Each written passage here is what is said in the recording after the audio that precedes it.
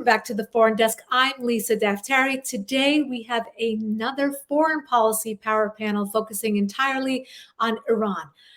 A lot going on in the news, as if you've been following. Of course, Iran's President Ebrahim Raisi just finished up at the UN giving his annual speech the same week, where $6 billion in frozen assets were unfrozen and given to the Iran regime in a prisoner swap. And of course, we commemorate the one-year anniversary of the Mahsa Amini murder, which sparked protests and a revolution inside Iran. There's so many experts and analysts that we'd love to call upon for this subject here at the Foreign Desk. Of course, we've been speaking with many of them over the course of many years, particularly this last year. But I've selected a handful, and of course, only a few of those, again, who we very much respect and look up to and admire on this topic. These three have played an integral role, each playing their own specific role in the last year and sharing their expertise with us. They're all friends of the Foreign Desk, and it's my pleasure to welcome them to the show.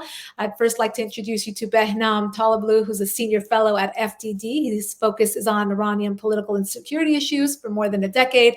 Prior to that, he worked at an arms control think tank in Washington. He's also testified on Iran issues before committees in U.S. Congress and the Canadian Parliament and provided testimony at the House of Commons. He's the author of Arsenal, Assessing the Islamic Republic of Iran's Ballistic Missile Program. Welcome to the show, Ben. And of course, Jason Brodsky, who's been on the show before. He's currently the policy director at UANI, United Against Nuclear Iran. Previously, a Middle East analyst and editor at Iran International TV. He's been at the Wilson Center, a fellow at the White House in the Executive Office of the President. And his specialties include leadership dynamics in Iran, the Islamic Revolutionary Guard, Shia militia, U.S. Middle East policy, and everything else. He's been featured in foreign policy, Foreign Affairs, National Interest, Newsweek, and so many others. And welcome to the show again, Jason. And of course, Arezo Rashidian, Iranian-American healthcare professional. So she's actually has a real job, not like the rest of us. No, just kidding. She's a longtime activist and a protest and rally organizer, member of the Constitutional Party of Iran's Liberal Democrat, and Institute for Voices of Liberty. Welcome all to the program. Those bios are long, but obviously very much worthy of reading each and every word of them. Welcome to the show. I have a lot to cover, but I want to start with the latest, of course. Raisi coming to the UN, lots of opposition before his trip, during his trip, after his trip, because we knew what was going to happen, right? When you give a terrorist, a murderous dictator the podium, what's going to happen? He's going to spew lies. He's going to spin the narrative. He's going to disrespect the same country that gave him that podium. He disrespects the United States, calls us terrorists, right? Basically chalks up the entire Mahsa Amini year of protests as fake news. And yeah, we just let him do it. Behnam, I want to start with you. How damaging is it to have Iran's president, the Islamic Republic's president, come to the UN, particularly this year, when the Iranian people are doing so much to really shift the narrative and tell the world, this isn't our government, they don't represent us, and yet here we go again. He gets the podium. He gets to tell his version of the story. Well, it's a pleasure to be with you, Lisa, Arezo, and Jason. Always a pleasure to share the panel with you, virtual or in real life. I think you hit the nail right on the head there, because this is an own goal, and it's part of a larger series of mother of own goals that unfortunately the Biden administration appears to be engaging in right now vis-a-vis strategies and values against the government of the Islamic Republic. In essence, you couldn't have a sharper divide between that which is morally right and strategically sound and that which is morally abhorrent and strategically a major setback. And preventing Ebrahim Raisi, who has committed crimes against humanity, popularly known as the Butcher of Tehran, as a 29-year-old, had signed off on several thousand death warrants in Iran at the tail end of the Iran-Iraq war, and then failed upwards across Iran's injustice system, was sanctioned by the US in 2019. And actually, this is not just his first time coming to the US, coming to New York to speak at the UNGA. There was last year as well. He virtually participated under COVID as well. Long story short here, to have this person continue the trend of Iran increasingly looking for strands within American domestic politics to take and use and abuse and try to deflect pressure against the Islamic Republic, which knows it's weak right now, which has been facing, again, a 1 year nationwide anti-regime protest by the Iranian people, which continues and is being harshly repressed both physically and in cyberspace by Iran's security apparatus, is, again, I think there's no better way to put it than an own goal or a strategic own goal or a moral own goal. So that is kind of how I'm reading the tea leaves on this. I know there was movement in Congress to try to revoke entry granted to select regime officials, of which Ebrahim Raisi was one. I know that is still making its way. And the question was then and is now, will it have been effective? Would it have been in time? And would the White House even have agreed to it had it even passed both chambers? So there's a lot to unpack there. But following this arrival of Raisi, was also the announcement of the finalization of this hostage deal, this $6 billion deal, which I would say, unfortunately, is really akin to ransom, if not ransom itself. And Right. both the coming of Raisi and the provision of these funds, albeit through an indirect mechanism through Switzerland and Qatar via South Korea, is in my way, with immense respect, a slap in the back or a slap in the face, a knife in the back or a slap in the face to the Iranian people by the Biden administration, which for 1 year has professed to stand with them in principle, but then when it came down to practice, could not stand with them in practice. Right. Jason, before we get to the 6 billion and the prisoners swap, I've actually seen a lot of the UANI events on the sidelines of the UN General Assembly in previous years. I don't know what you had planned this year. Um, you've been a part of that protest, basically saying, let's bring attention to the fact that a terrorist will be coming to New York and you're going to be giving him a podium. And you have had some great events. I attended your conference last year. I know you've even had, protests on the street where you have very, very high ranking officials and others who are speaking about how important it is not to let him come back to New York. We also had legislation come up, as Behnam mentioned. Does any of this even count? I mean, is anyone listening? Could there ever be a day where not only do we not have him, not have the Iran regime head up very important human rights committees at the UN, which is a complete joke, but actually have them not come, not give them the podium, not allow them to spew this garbage on US soil? Well, I'd like to say it does count because it increases public awareness of the record of the Iranian regime. So trying to pump up the volume to educate the American people and the world of their crimes against humanity is going to be very important.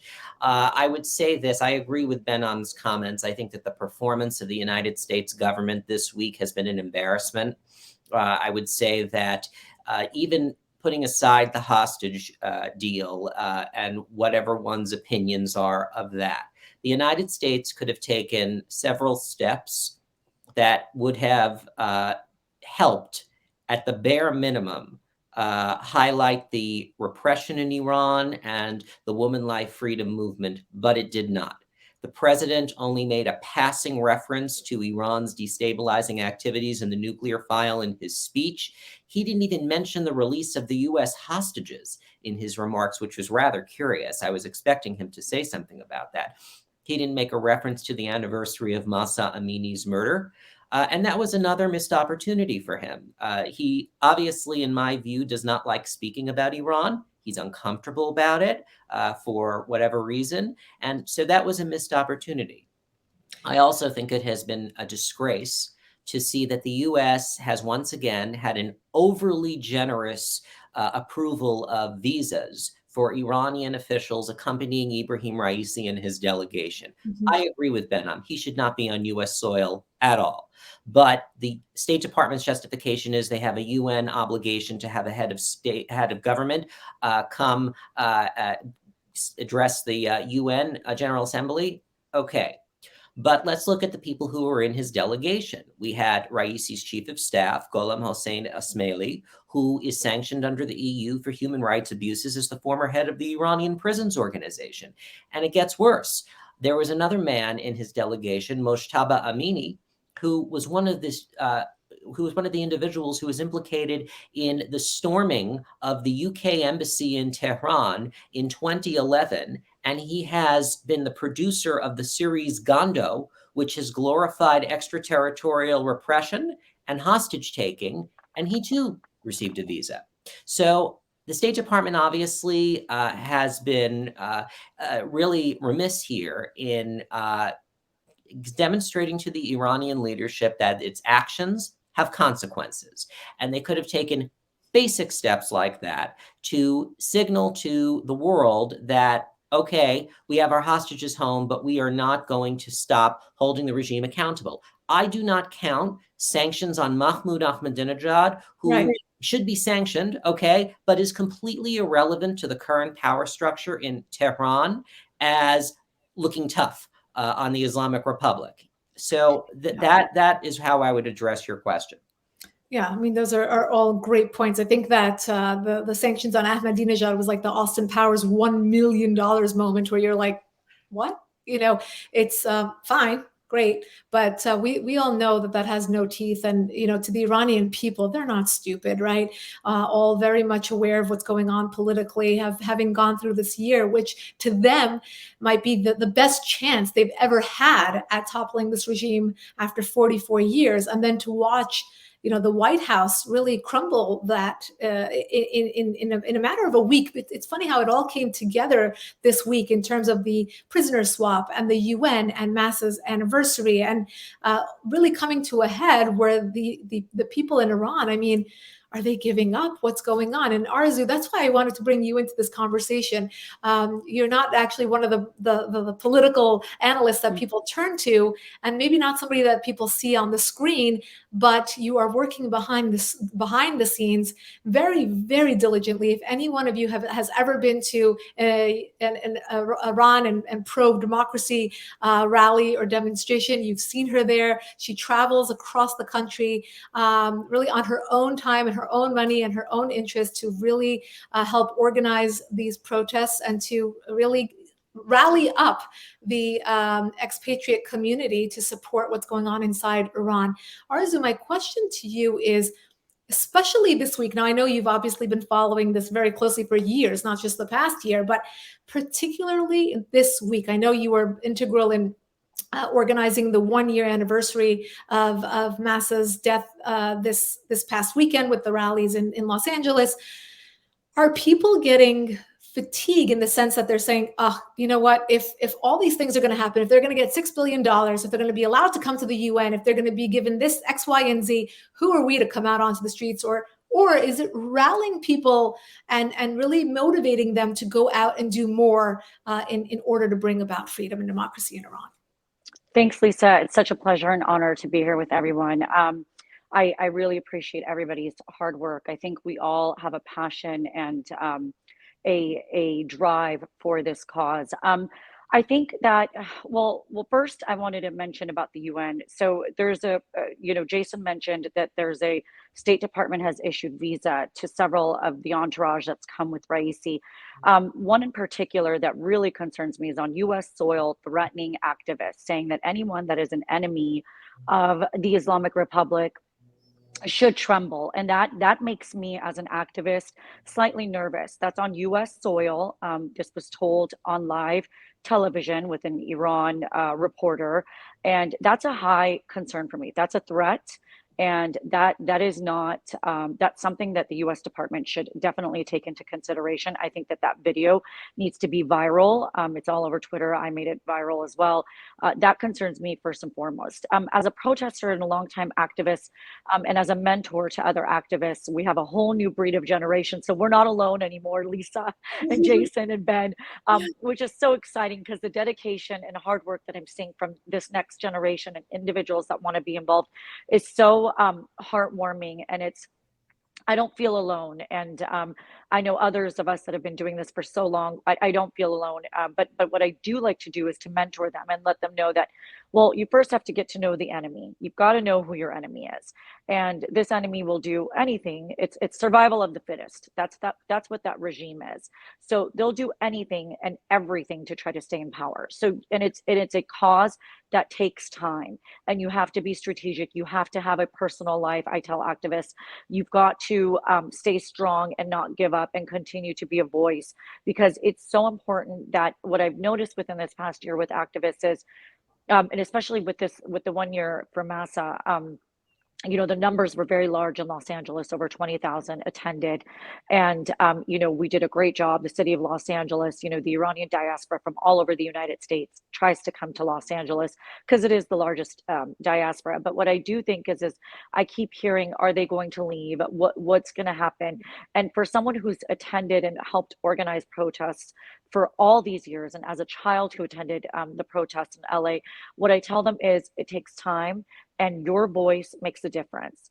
And I think that that's the key. I worked with actually UANI, Jason knows this, back in 2010, and their demonstrations and billboards and the drive-bys with the trucks and stuff. Those are great, and I think that that's what a lot of individuals forget is that this takes time. We're dealing with a strategic enemy that has a lot of money, and our favorite, the black gold. So they have oil, and that's something that we as activists have to know that it's going to take some time, but to continue to expose them.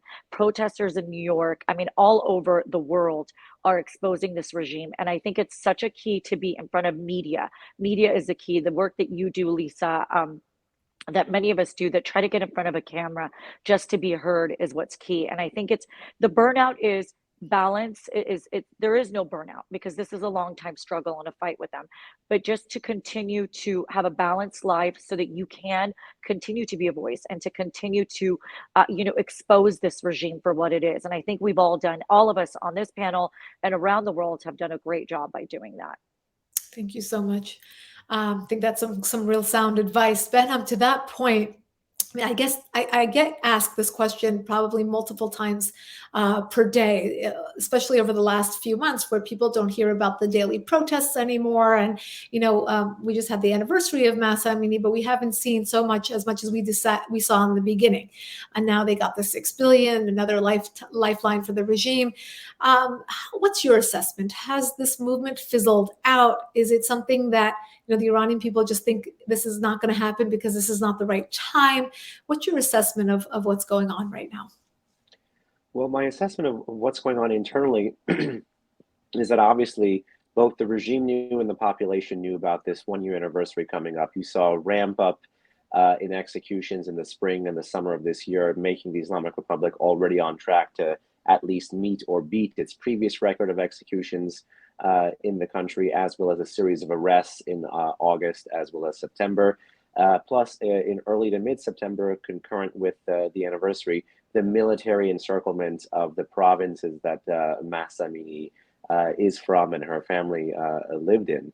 So you had the Islamic Republic knowing full well what the population's play was going to be and trying to bring as much coercive and repressive forces to try to tamp down those numbers as they get to the 1 year anniversary. Concurrent with that, I remember, and Jason, I think you remember this piece, or you may have shared it as well. There was maybe 2 years ago or 3 years ago, there was an editor at Bloomberg, Bobby Ghosh, if I'm not mistaken, who wrote a really good piece about the pressure Iran was under, the regime was under at the tail end of the Trump administration, because of oil prices, because of protests, because of the killing of Soleimani, because of the diplomatic isolation.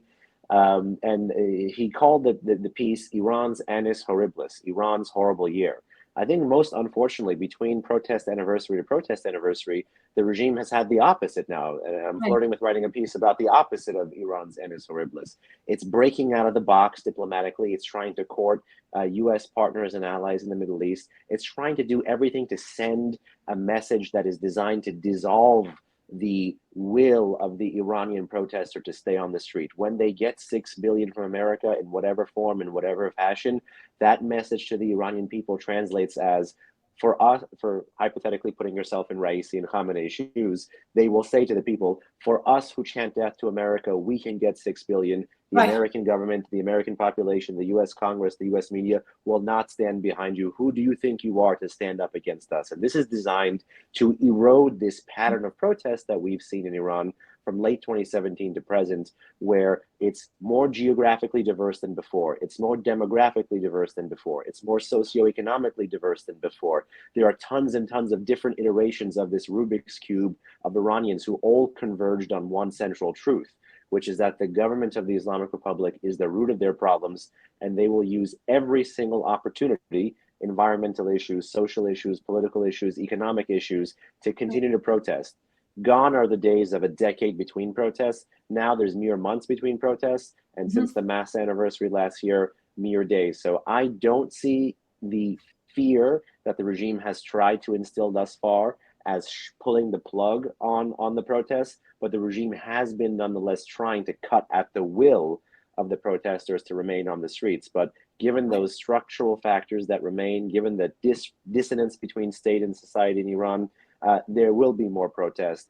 And that means the big question is, what is Washington going to do about it? Right.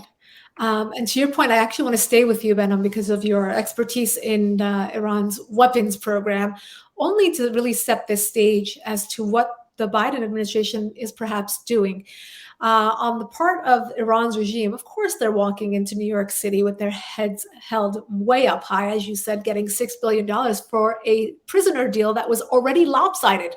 We're giving them 5 terrorists or sanctions evaders or criminals for 5 people who were there visiting family and friends. Already a lopsided deal, but here's $6 billion to boot because we just love you so much. The same week, again, allowing him to come spew his lies, change the narrative, say whatever they want to say.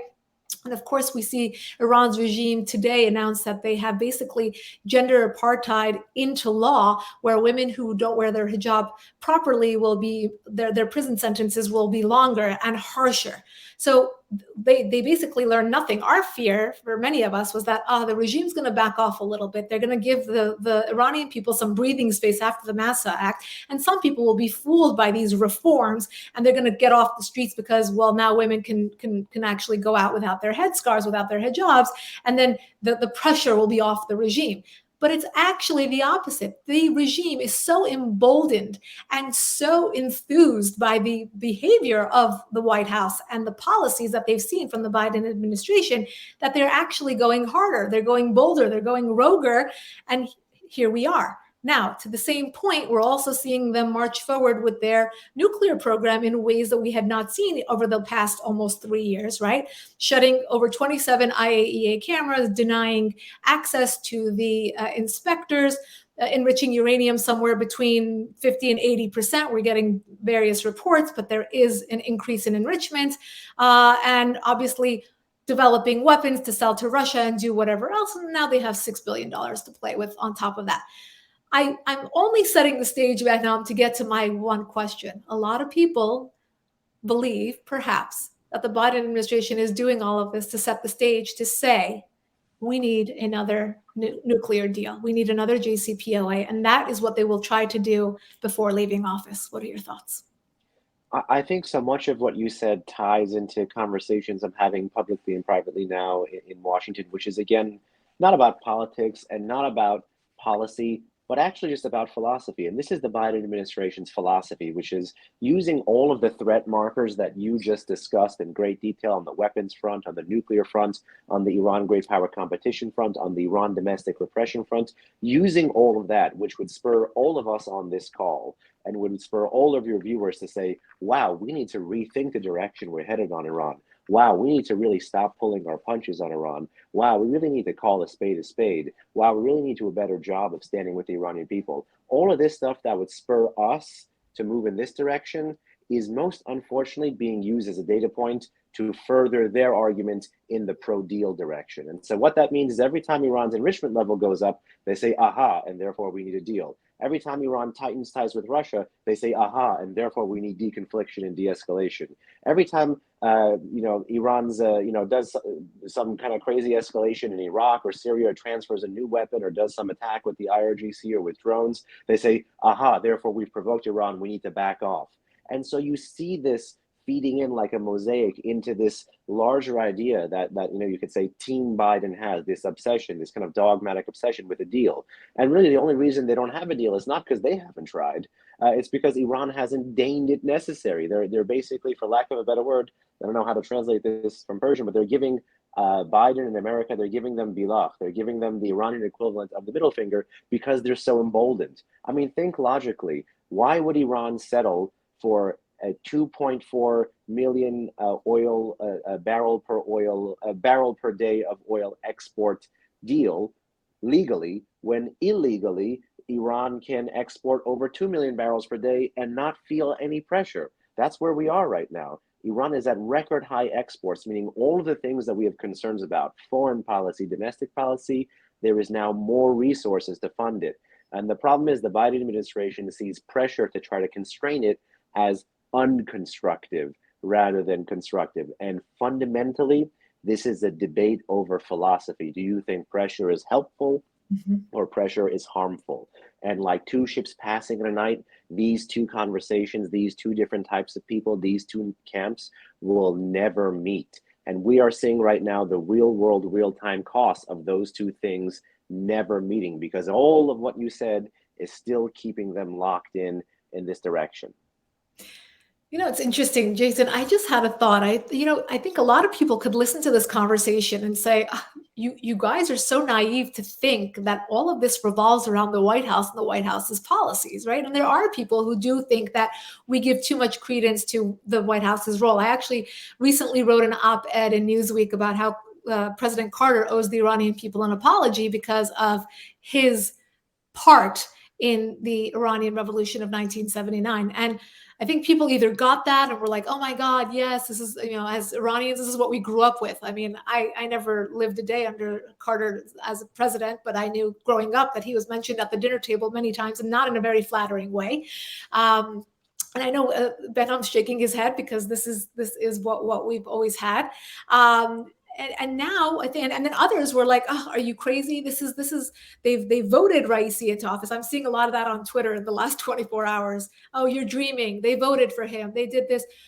Jason, I want you to set the record straight for us. For those of us who maybe are relying too much on the White House, and for those who believe that it's naive to even think that Washington D.C. has a say in any of this.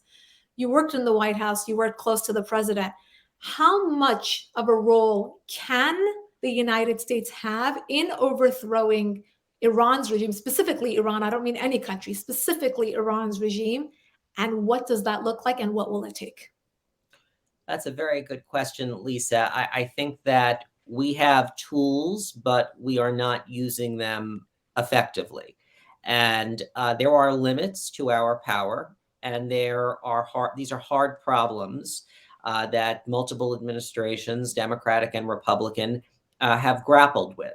But I think that at the end of the day, what the problem has been in this administration, the Biden administration, has been that the Iran file has not been a priority. And China, Russia have been the predominant focus, and Iran has been kind of an afterthought. There has been not been a lot of creative thinking as to how to fashion a comprehensive strategy. Instead, we spent 2+ years trying to revive a dead JCPOA, only to kind of pivot into this weird period where there was policy drift. No one was quite sure what was going on. And then suddenly people woke up and there was this informal de-escalatory understanding situation that we're in now. The White House and the State Department don't publicly acknowledge it. And there is really not a clear set of direction moving forward, not to mention that the president has not given any substantive remarks about his Iran policy since he's been in office. So there's a lot of confusion. And when there's confusion, that generates conspiracy theories, and that generates toxicity into the Iran debate. And I think that this is a communication problem, and I think it's a broader policy problem as well. So there is a lot that the White House and the administration they bear their full, a certain amount of blame here. But I have to say also, Congress has a role here to play. And I know Behnam testified last week before the House Foreign Affairs Committee for, by the way, what was a very good hearing, I thought, very substantive hearing. But that was the first public hearing specifically focused on Iran since 2020. The lack of oversight from Congress is just unacceptable here. And that has to ramp up. So Congress has to get more in the game. The administration has to get more in the game. But we don't have we're not all powerful in dictating outcomes in Tehran. We can do much more by supporting the Iranian people as opposed to resourcing their oppressors. And we're not doing that right now. But, so I would say it's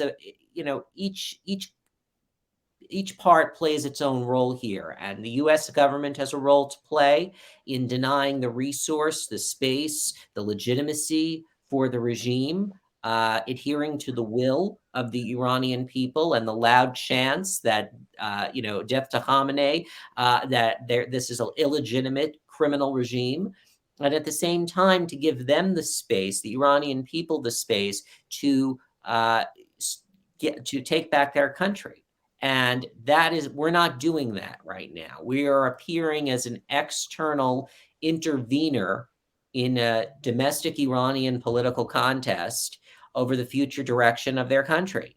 Mm-hmm. And I think it's highly ironic that those people who are always warning against regime change and, how we have to avoid interference in countries' internal affairs are, all for, giving resources to this regime, and they don't understand or don't fully appreciate how it's perceived as an external interference in a domestic political contest in Iran to prop up a delegitimized, illegitimate regime that the Iranian people are trying to escape from. Right.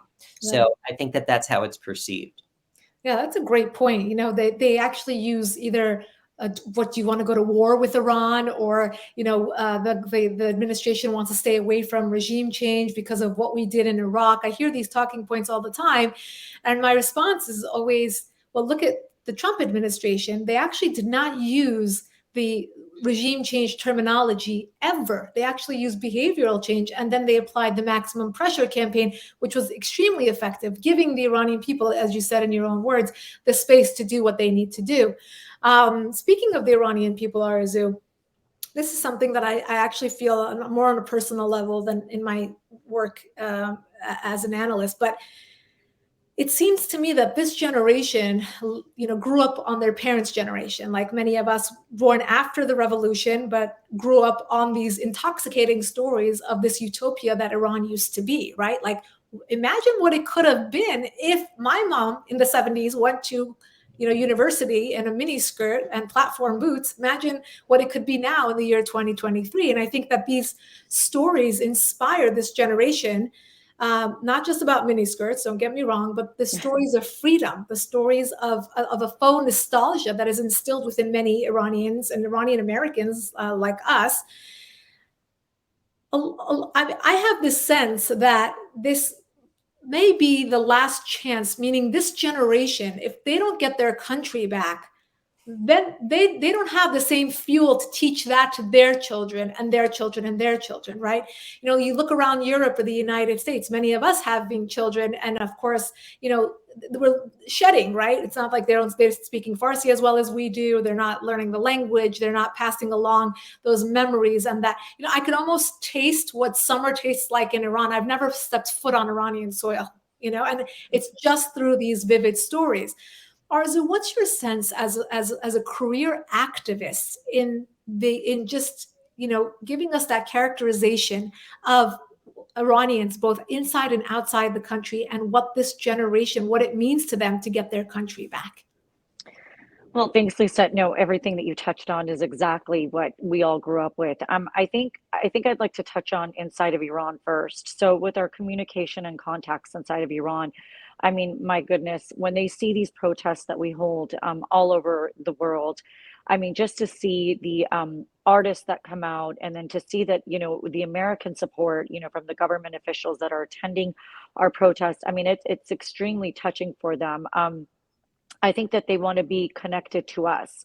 And I think that that's the key is that the generation that's inside of Iran, if I were to analyze 2009, the uprising in 2009 versus now, I mean, this generation is highly wanting to inside of Iran be connected to America, or just outside of Iran, just to be connected to their fellow Iranians, whether it's cultural, through communication, through social media. I mean, there's just such a high connection, connectivity that they want from us and that they strive. And I think outside of Iran, specifically Iranian Americans, and then I speak to the friends in Europe because we did, as organizers, again, there's a team that's always behind all of these protests. We were able to connect 59 cities and countries total worldwide for Massa Day.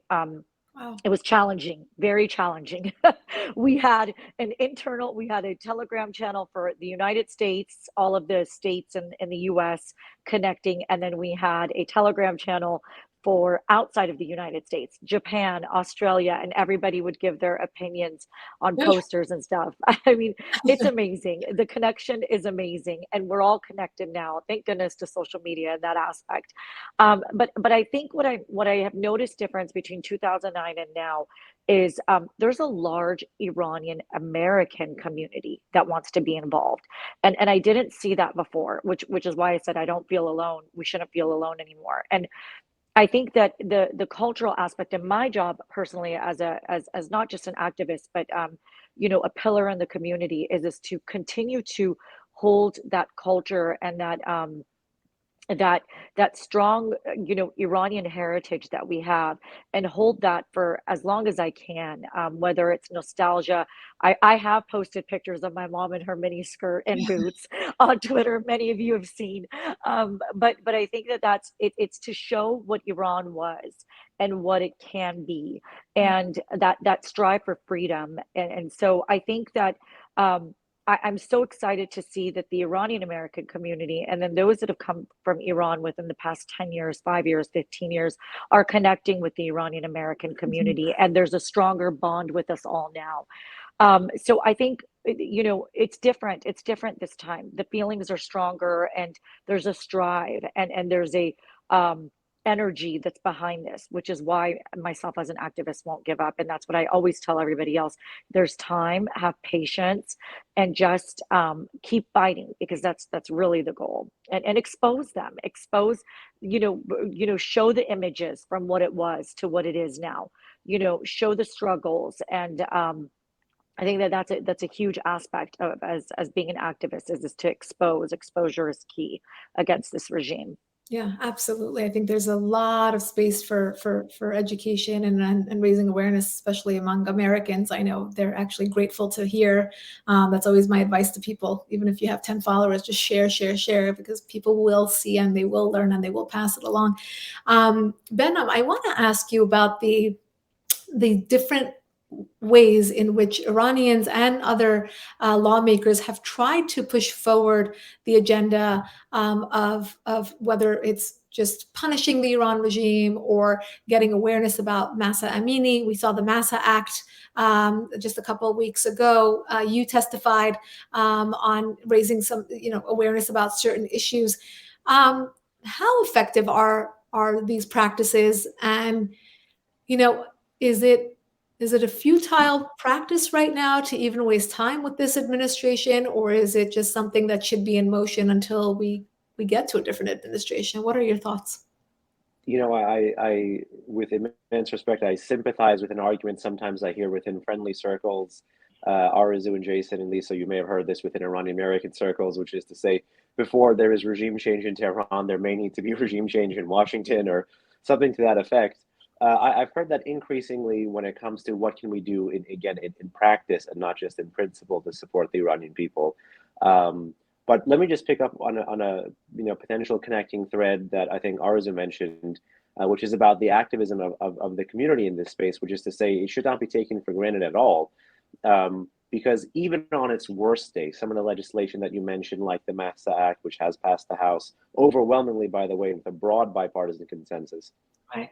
that stuff on its worst day, not on its best day, on its worst day, helps to limit the political space, helps to limit the oxygen in the room for the kind of unproductive things we see from the administration that we would all likely account to say, are being own goals or strategic setbacks or things that we all believe are morally abhorrent, because they do exactly what we want them to do, which is to shine a light, to identify, to help merge policy and practice together. So on its worst day, if it doesn't do anything other than pass, it is yet another symbol of A, the engagement of the community, and B, the ability to curtail the space or limit the oxygen for the other side to make their opposing arguments, to make their opposing views.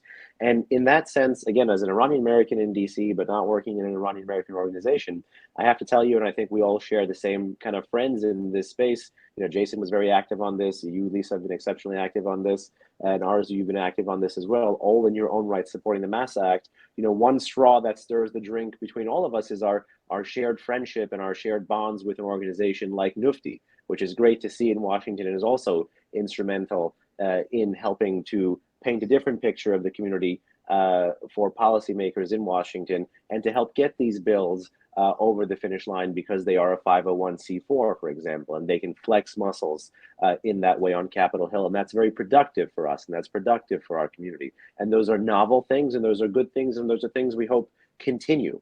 There's not just one bill that passed the House recently. There's a couple other bills as well. There's the Fight Crime Act, which focuses on something I focus on a lot, which is a lot of Iranian projectiles and missiles and drones and things of that nature. And it's to get the community more involved in that too, I think would be really great. Each of these bills, they contain a whole host of provisions that none of them are a magic bullet or a magic wand or a silver bullet or whatever the phrase is. But together, they're the building blocks of a better future. Together, they're the building blocks, if all of them pass, of having a human rights conversation and having a security conversation in the same room and giving them both the same oxygen and giving them both the same respect. So again, no silver bullets, but lots of productive steps forward. And this is a really tangible base to build an Iran policy off of in the future, if there ever is a change in 1600 Pennsylvania Avenue. Right. Jason, I'll give the last word to you. What are some things that can be done to productively use the rest of our time with the Biden administration while giving as much fuel and force and momentum and awareness and everything else to the protesters in Iran? Well, I would agree with Arezo and Behnam with their remarks. I think that, and I've said this before, that the activism in the Iranian American community on the political and on the policy level is the most undercovered story in American politics over the last year. Okay. Wow. And it has been really, I have never seen anything like it. This is a dynamic that not many people in Washington quite understand. And I think that that's a function of the fact that, unlike my fellow panelists, many don't listen to the community. They don't spend the time talking with them, speaking with them. And unless you do that, you're not in touch with the most critical constituency in Iran policy, which is the Iranian diaspora. They have the connections to Iran. They have the family, friendship connections, and they have a pulse of what's happening on the ground. So that is why I think that there needs to be this sea change and paradigm shift. And so Iranian American activists need to keep speaking out, because the offices on Capitol Hill that I'm in contact with have really not seen anything like this. They are blown away with the activism and all of the really relationship building that's been going on. And I think the community is doing a very good job in debunking myths, reclaiming the narrative, and trying to reintroduce themselves Right. with American policymakers. And that is keeping up that momentum is absolutely critical and should be done irrespective, by the way, of who is in the White House. And if that momentum keeps up, policy will eventually change. And they're already proving that Iran can be a bipartisan issue. The Mahsa Act, as my fellow panelists were saying, is a template for political and policy activism moving forward. The Iranian American community was able to amass liberal Democrats, progressive Democrats as co-sponsors, and very conservative Republicans as co-sponsors. Right. That is huge. Just today, I got word that Tim Kaine, who's a Democratic senator from Virginia, just co-sponsored the Mahsa Act along with Alex Padilla and Marco Rubio. These are very important developments, and I think that policymakers and people in the think tank community and elsewhere need to really open themselves up to this new force, because it's not going away. I love it. Let's make foreign policy bipartisan again. I would love that. Make our jobs much easier. Some wonderful comments, guys. I would love to keep you longer, but we are out of time. I thank you all for your hard work, for raising awareness, for telling the truth. Behnam at FDD, Jason at UANI, and Arezo, of course, all your wonderful dedication and organizing and activism. Thank you all for all that you do, and thank you for joining me today. I will actually give you everyone's social media handles at the bottom. And for those of you who would like to sign up for our weekly podcast, go to youtube.com/Lisa Daftari. And to sign up for our daily top 10 newsletter, go to foreigndesknews.com. Thank you. See you all next time.